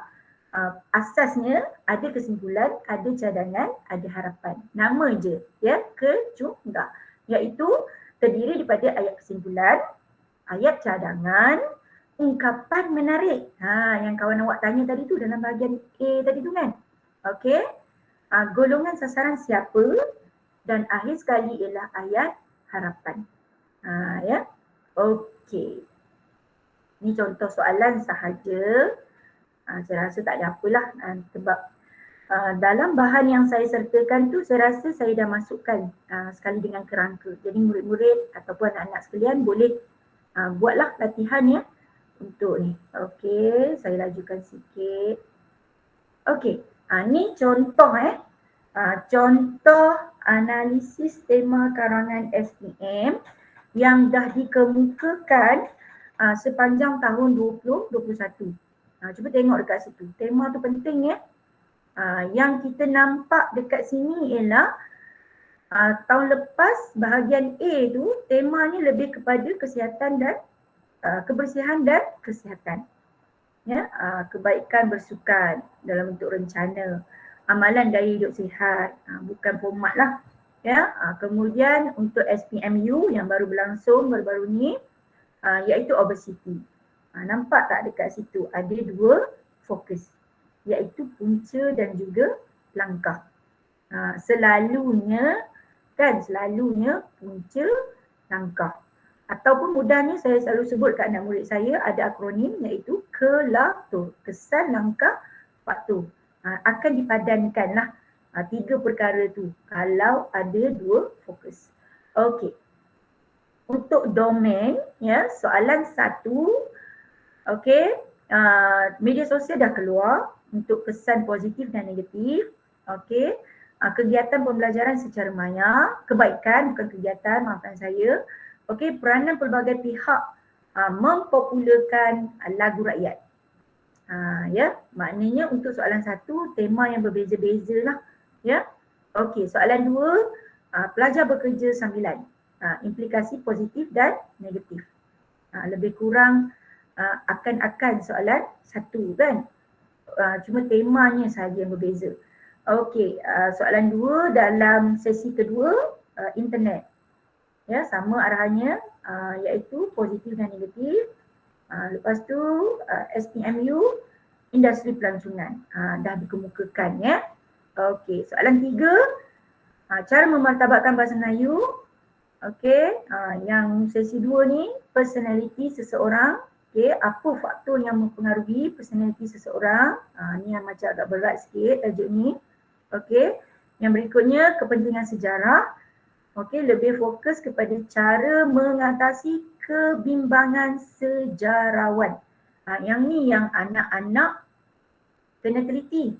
Sebenarnya siapalah kan? Analisis siapalah kan? Kebimbangan siapa? Sejarawan. Yang tu yang kita kena highlightkan. Okey, soalan 4, perpaduan kaum. Lebih kepada cara mengekalkan. Okey, sesi kedua, tindakan anda sebagai seorang pengguna bijak. Okey, yang ni yang dikaitkan dalam stimulus ialah beli barang yang rosak. Okey, yang SPMU-nya usaha mengembangkan perniagaan makanan sejuk beku. Yang ni kalau tak ada pengetahuan memang tak boleh nak jawab dan tak akan pilih lah sebenarnya soalan ini.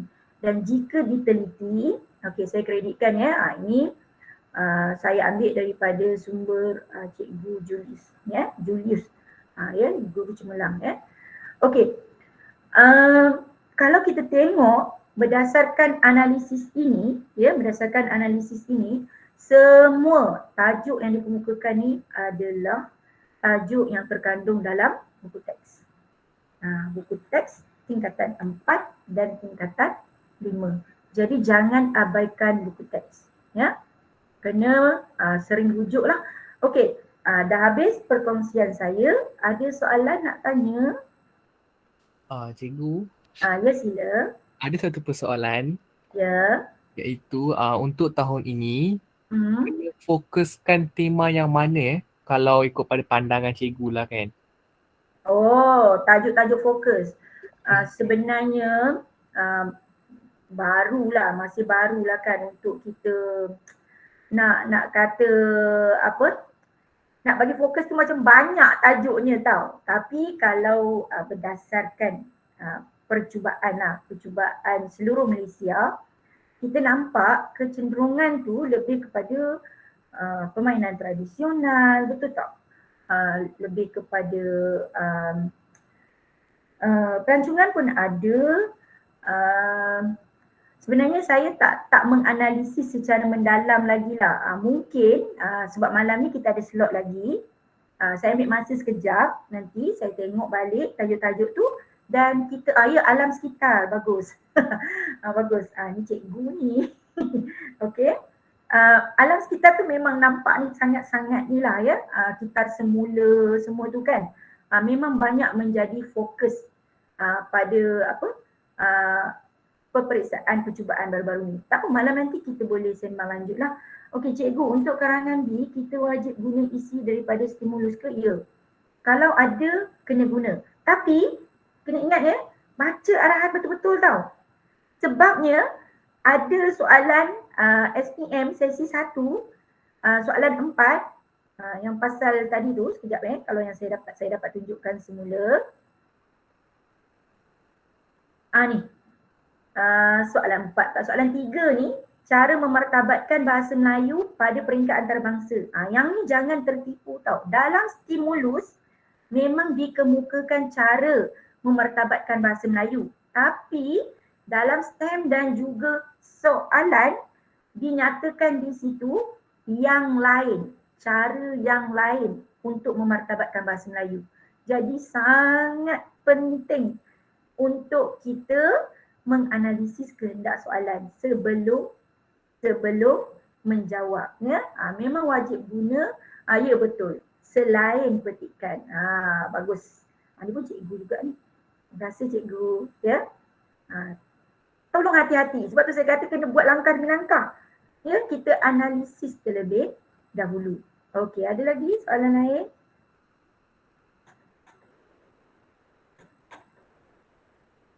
Boleh, sajak pun boleh ya. Ramai yang tanya tentang modul Yapim. Oh, okey. Modul Yapim sebenarnya dah ada di pasaran. Dah siap dah.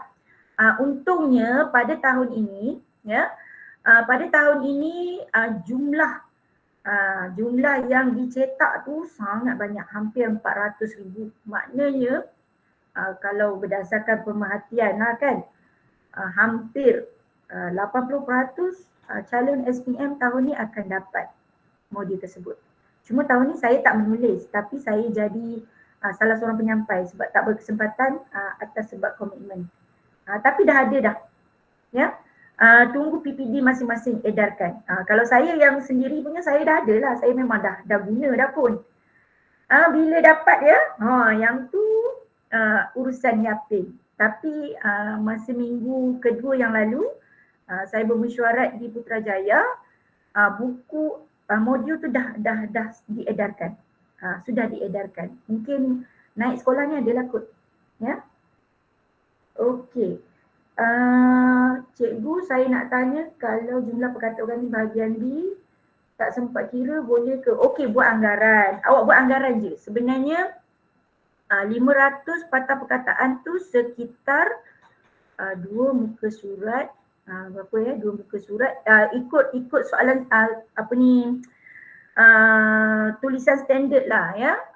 Kalau 200 patah perkataan tu, 1 muka surat, kertas peperiksaan tu dengan beberapa baris sahaja dalam muka surat kedua. Itu kalau tulisan standard lah. Ya. Apa pun petua saya suka kita buat congak lah. Kita tahu kalau sebaris tu kita boleh tulis 10 patah perkataan, maknanya kalau kita nak tulis 100 patah perkataan untuk satu perenggan, 10 baris.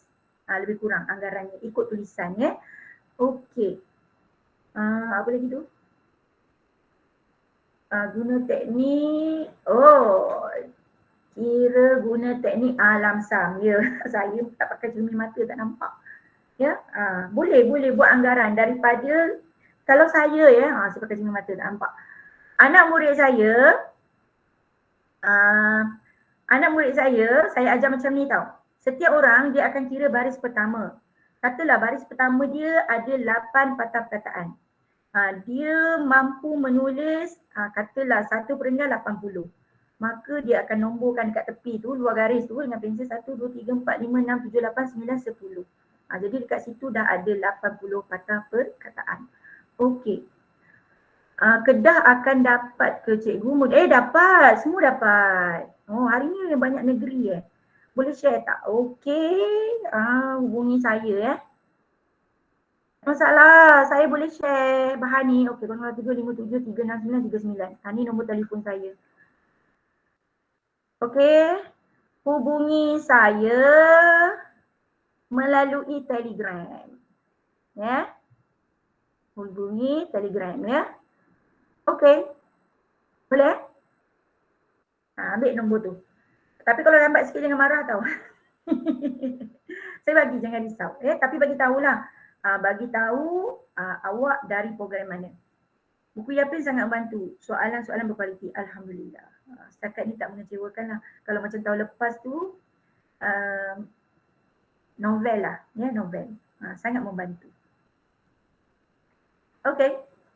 Saya rasa tu je kot untuk petang ni. Kita jumpa malam nanti untuk kertas 2.